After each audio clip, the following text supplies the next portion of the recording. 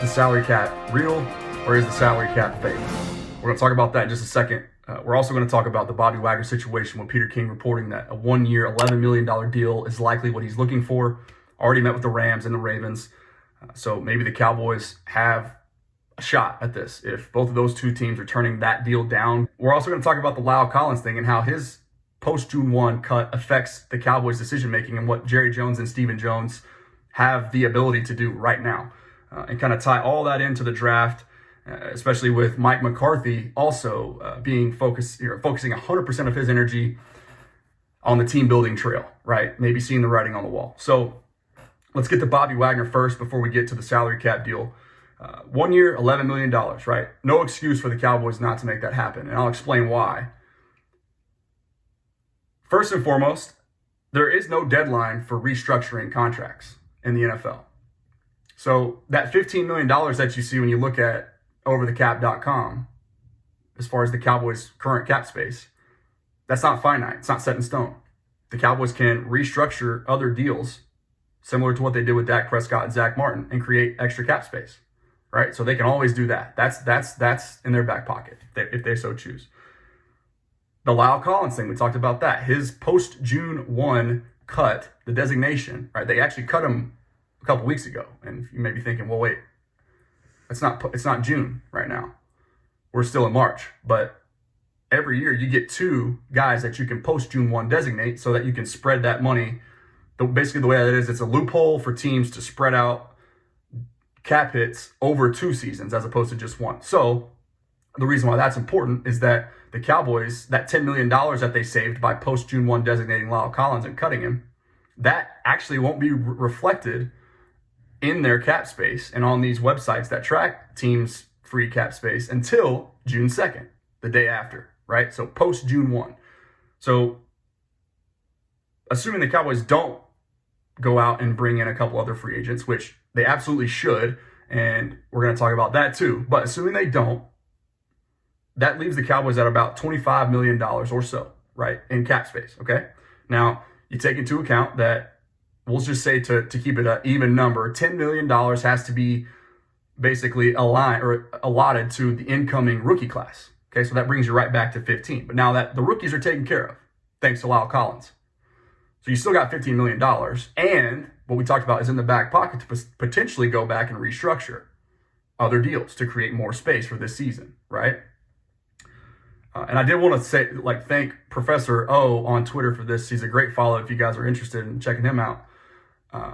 He and I are, he's kind of like my go-to guy. If there's stuff that, like instances like tonight, that I can't, I'm trying to gather all the intel and really make sense of everything that's happening. He's kind of my go-to guy. So we kind of spitball behind the scenes and talk through all this stuff, right? So shout out to him. But, again, that money for La'el Collins isn't going to be reflected until June 2nd. And the Cowboys, again, their back pocket, right? Keep referencing that. They can always still, there's no deadline to restructure current contracts. So they can go and do that if they so choose. Now, why all that's important to me in bringing in a couple other guys, especially not only at the linebacker spot, which helps Jabril Cox, who's fresh off a season-ending injury a year ago. He's going to be a raw rookie that, with bug eyes when he shows up this season, assuming he's 100% healthy. And then Leighton Vander Esch, who the Cowboys didn't pick up the 5th-year option on a former first-round draft pick and still brought him back cheaper than what they signed Jayron Kearse for a year ago. And that, I think, says a lot about how the rest of the league views him.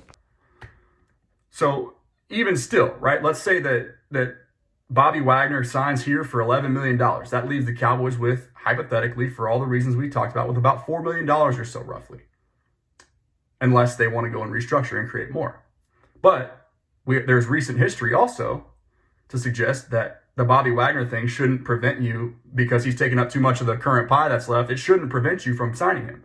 Because just a year ago, the aforementioned Jayron Kearse, as well as Malik Hooker, both signed for less than $3 million and played well enough to earn a contract past just that 1-year prove-it deal that they signed for originally in 2021.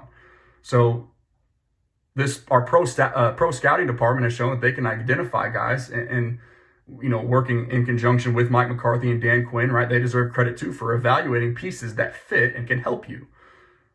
Now, speaking of outside of just Bobby Wagner, and I think it's obvious, I don't need to talk about why that would make such a huge difference on this defense. But for me, the main reason really quickly is that I think it frees up Micah Parsons to do more of what he's best at, which is rushing the passer. Okay.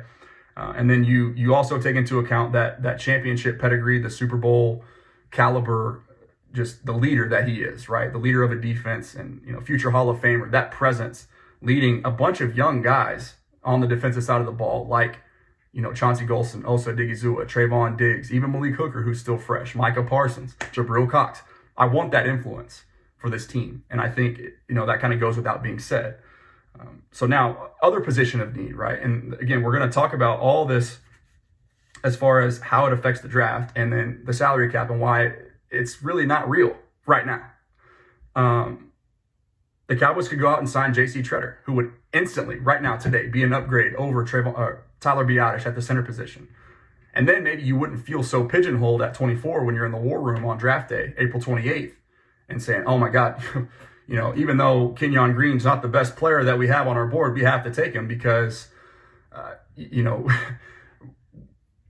didn't do anything to address or add help in free agency because we were too frugal. We didn't want to spend, right? So we're creating all this cap space.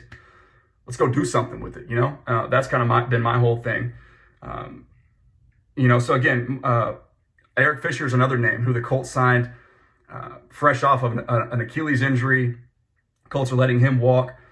That's a dude that can come in and instantly, again, provide not only depth, but maybe, given the injury history with Tyron Smith, probably have to be at some point a pretty key contributor within the continuity of your front five. So as it stands today, the Cowboys don't really have a left guard, depending on how you feel out there about Connor McGovern.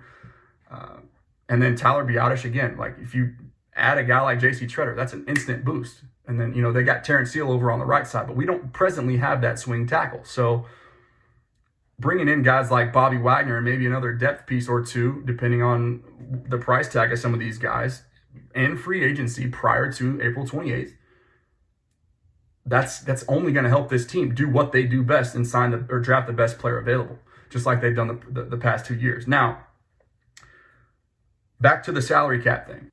Teams always have the ability to restructure contracts, as we've talked about, right? So the salary cap, as it stands, like right now, this season for in the present, it is kind of fake because you can always manipulate the money, the numbers. Now you'll be responsible for it down the road, which is why the salary cap in the future is a very, very, very real thing. But in the case of right now, and the Jones is saying they want to bring in 3 guys and free agency still, but they're worried about one person getting too much of the pie.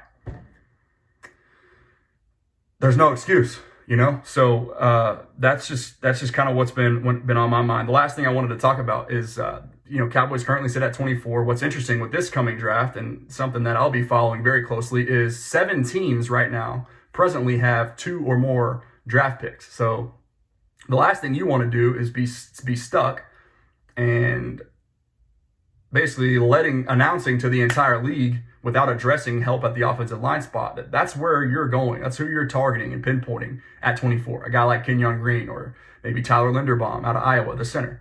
Or, potentially Zion Johnson, who I think there's not a shot in hell that he slips to 24 after his combine and pro day.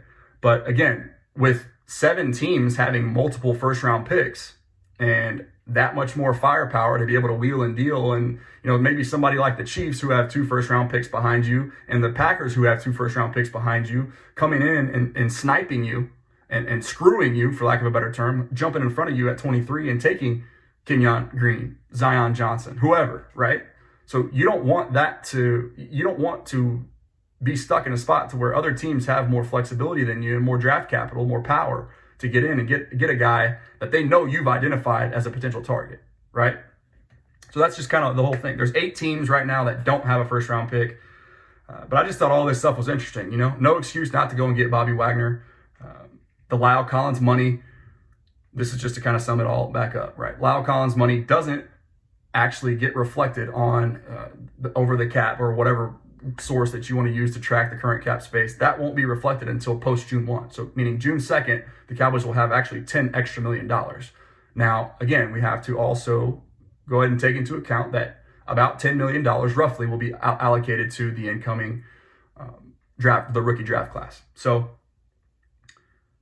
all that to say this, and we'll close, it's just basically there is no excuse if you've identified a player that can help you and he's relatively affordable in the second wave of free agency, more of that bargain shopping deal that the Cowboys are so accustomed to and kind of pride themselves in. Go out and get Bobby Wagner. So that's it. I just want to welcome you guys into my studio and also say thank you for helping me reach my first 1,000 subscribers. If you're new here, as you can see behind me, I mostly cover the Dallas Cowboys and the Texas Longhorns from a practical sense, as I love really just learning and teaching the business side of both of those two sports. I also mix in some motivational stuff based on my own personal experience as a professional athlete and some of the adversities that come with that, which I think can be useful in all aspects of life. If you want to support and join this rapidly growing community, be sure and hit that red subscribe button to stay up to date on all the latest.